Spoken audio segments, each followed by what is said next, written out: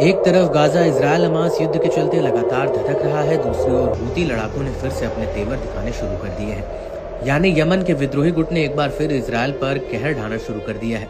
शुक्रवार तड़के हूती लड़ाकों ने सेंट्रल इजरायल और वेस्ट बैंक में हवाई हमले किए। इससे इजरायल के कई इलाकों में मिसाइल हमले के अलर्ट सायरन जोरों से बजने लगे। इजरायली मीडिया की माने तो सुबह करीब 4:30 बजे हूती लड़ाकों की मिसाइल इजरायली एयर स्पेस में दाखिल हुई, जिससे प्रमुख बस्तियों, शहरों और कब्जे वाले इलाकों में लोगों में हड़कंप मच गया।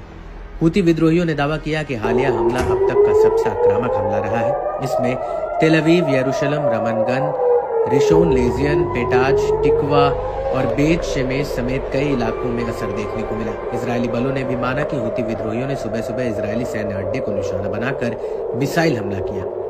हालांकि हूती लड़ाकों के दावों से इतर इजरायली रक्षा बलों ने कहा कि एयर डिफेंस सिस्टम ने यमन से आई मिसाइलों को मार गिराया है।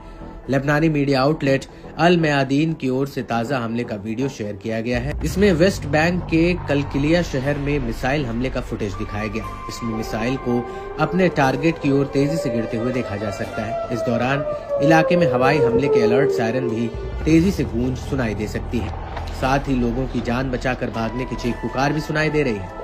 बता दें कि यमन के लड़ाकों ने हाल के दिनों में इजरायली ठिकानों पर अपने हमलों को बढ़ाया है। इसमें लंबी दूरी की मिसाइलें और ड्रोन शामिल हैं। माना जा रहा है कि हूतियों के हमले से इजरायली लोगों के डर और खौफ के दिन फिर से शुरू हो गए हैं।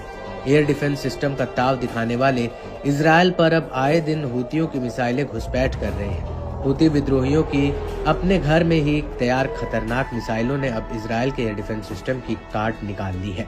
इससे हूतियों के हमलों को Israeli air defence system intercept नहीं कर पाता है। यहाँ तक कि यमन से दागी गई मिसाइलें इजरायल के इंटरसेप्टर मिसाइलों के नाक के नीचे से अपने मिशन को अंजाम तक देने लगी है।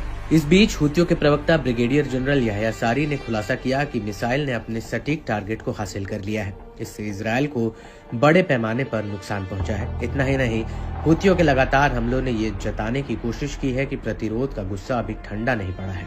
ईरान समर्थित प्रॉक्सी गुट अभी भी इजरायल को दुनिया के नक्शे से मिटाने के लिए आमादा है।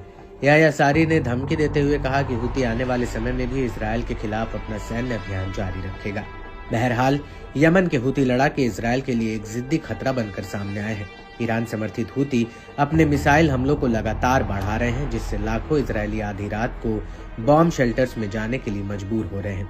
इजरायल में हवाई हमले बढ़ने से विदेशी एयरलाइंस को भी डर सताने लगा है। साथ ही हूती अब मिडिल ईस्ट में इजरायल के खिलाफ आखिरी प्रमुख मोर्चे के रूप में अड़े हुए हैं।